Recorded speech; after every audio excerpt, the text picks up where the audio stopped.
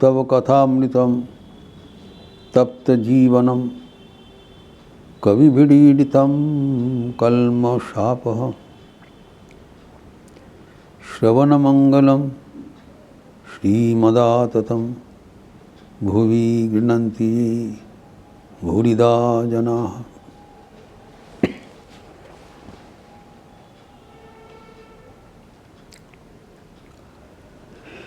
दत्तात्रेय अवधूत भगवान के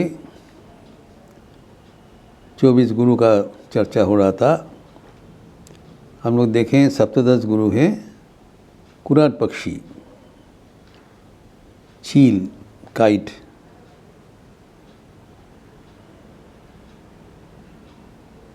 जो कि स्वाधीन आकाश में मुक्त विचरण करते हैं। लेकिन एक खंड मांस का टुकड़ा जब लेके भागने लगा तभी वो विपर्जय में पड़ गया, और जैसे कि मांस का खंड उसके मुंह से निकल गया वो सारे झमेला से मुक्त हो गए, शांति मिला। अर्थात ये सिखाते हैं जो प्राचीन उपनिषद के जो वाणी, त्यागे नहीं कि अमृतत्व मानुषु हूँ। संग्रह से शांति नहीं मिलता है, अपरिग्रह से ही शांति मिलता है।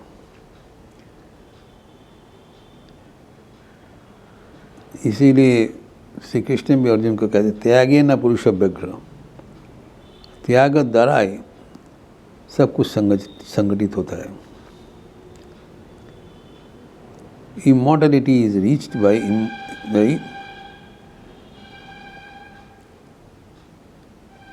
renunciation alone. त्यागे न एके न। ये एक गुरु से ये उनका संदेश मिला कुराट पक्षी से। इसके आगे का जो गुरु का उल्लेख हुआ है श्रीमद् भागवतम में, अष्टादश गुरु थे बालक, शिशु।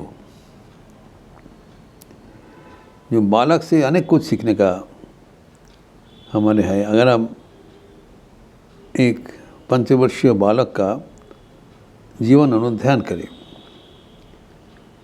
तब उनसे अनेक शिक्षणीय विषय वस्तु मुझे मिलता है। अगर उसको अपनाएं, हमारे जीवन भी बालक जैसे आनंदपूर्ण हो जाएगा। बालक का वो पहला जो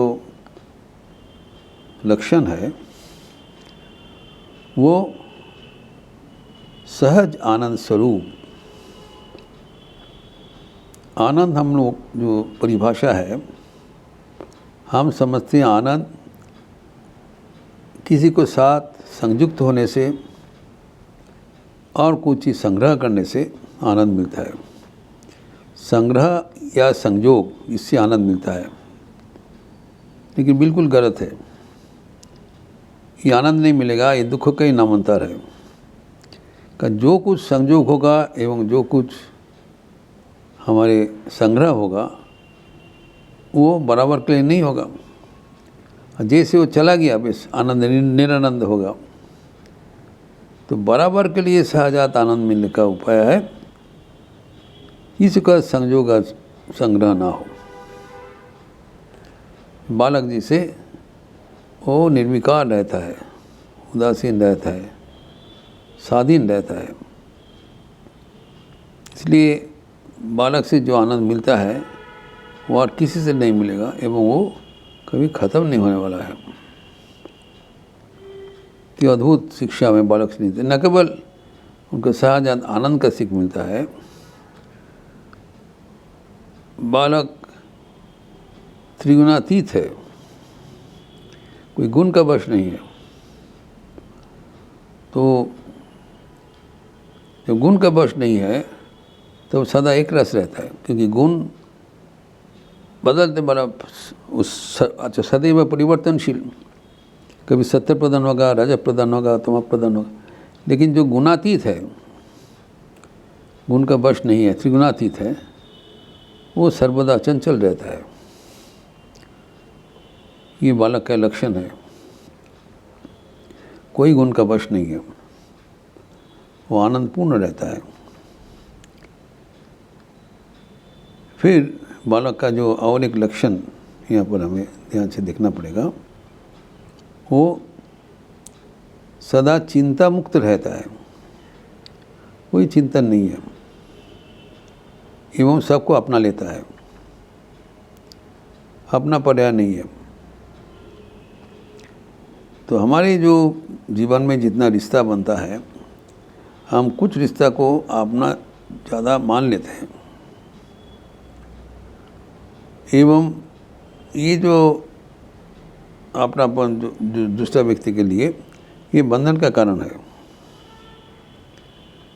लेकिन बालक कोई बंधन का शिकार नहीं है, सदा मुक्त है, वो निरपेक्ष है, सदा चिंता मुक्त, निरपेक्ष एवं आनंदपूर्ण। निरपेक्ष मतलब कोई इसको अपना पर्याय नहीं है।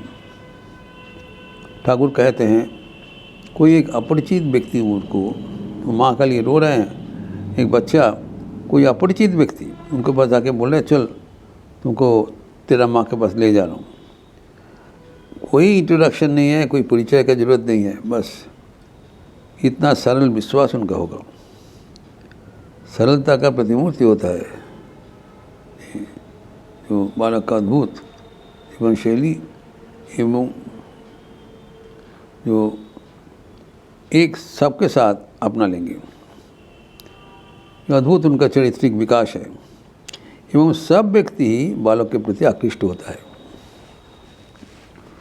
मुझे अपना साथ कुछ वो रिश्ता हो या ना हो, कारण बालक सदा आनंद में परिपूर्ण रहता है।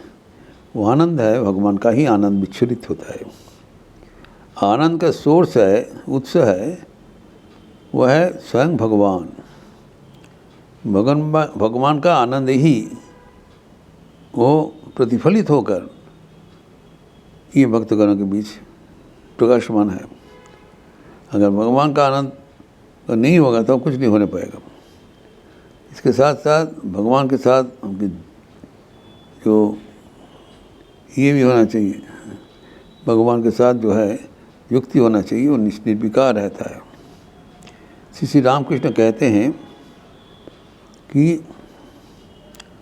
जो छोटा बालक का स्वभाव परमहंस जैसा है, इसलिए संत परमहंस संतगण बालक के साथ रहना, विचरण करना पसंद करते हैं। बालकवत, बालक जैसे सरल है वैसे ही भगवान भी सरल है। तो श्री रामकृष्ण बारंबार कहा करते थे जो बालक जिससे सरल होगा वो मानो भगवान का गोद में ही बैठे हैं। तो बालक का जो चरित्र हमें अत्यंत उठा देते, बालक अच्छे तो इंस्पायर करते हैं कि हमारे घर में कितना काम हो रहा है। ये सब बालक का जो स्पिरिट है, spirit of participation, this is wonderful, वही अनुकरणीय है।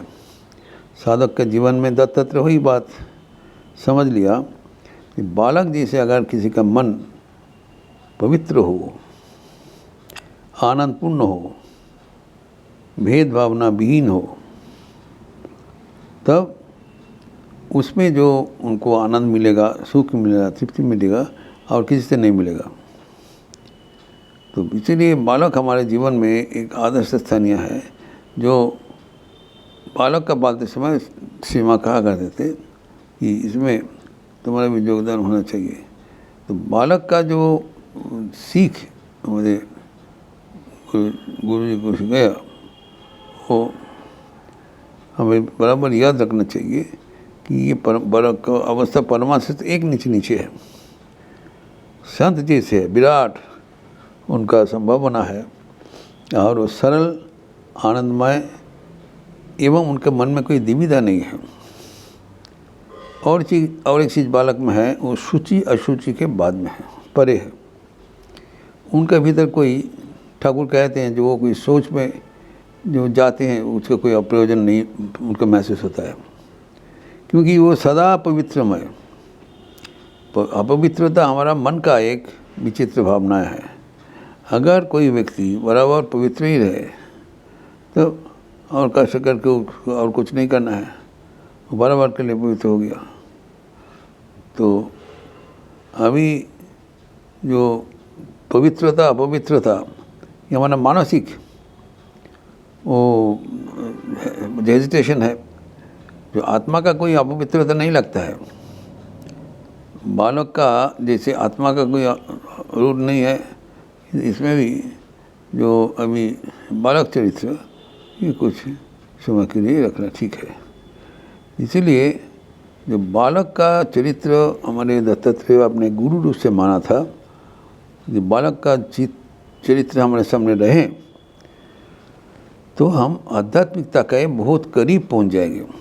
ठाकुर भी बालकों का जो उनका जो विश्वास है, उनका जो सरलता है, वो ठाकुर कहा करते थे इसको जैसे रहने से, उनका होली कंपनी से सबको इसी मनोभाव बदल जाता है। क्योंकि बालक एक मार्मिक एक माध्यम है जिसके माध्यम से भगवान वो अपना जो सृष्टि कार्य चलाते हैं। तो बालक जैसे वो सरल अकपट जीत सीट, जो जीत सीट मतलब वो गुणातीत, सत्व रजस तमक की तीनों गुणों का पार, और कोई कारण बिना वो आनंद में परिपूर्ण। क्योंकि आनंद हमारा जीवन का जो अधिकार है। आनंदम ब्रह्मेति व्यजानात्, हम लोग आनंद से हमारा वो आविर्भाव हुआ है, आनंद में हम लोग विचरण करते हैं, आनंद में हमारा प्रलय हो जाता है।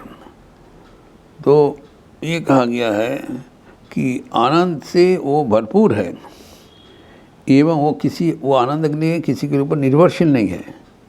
स्पॉन्टेनियस जॉय विद इन, वो आनंद से भरपूर है एवं जो व्यक्ति उनको साथ रहता है वो भी वो आनंद शेयर करता है।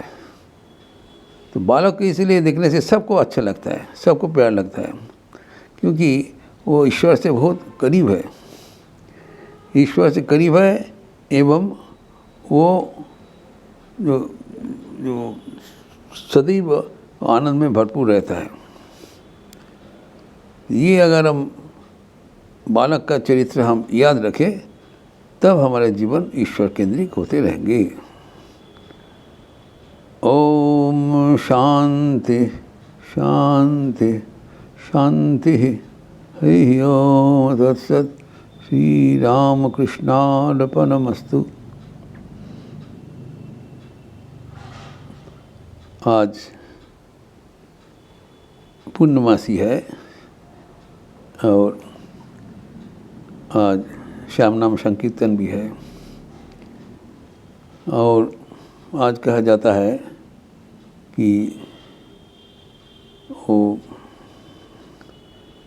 भगवान कल्की देव का जो आविर्भाव तिथि संपन्न करके बहुत पावन तिथि माना जाता है। तो आज संध्या के उपरांत जो श्याम नाम संकीर्तन होगा एवं इसके लिए क्लिप दिया जाएगा। आप सबका स्वागत है।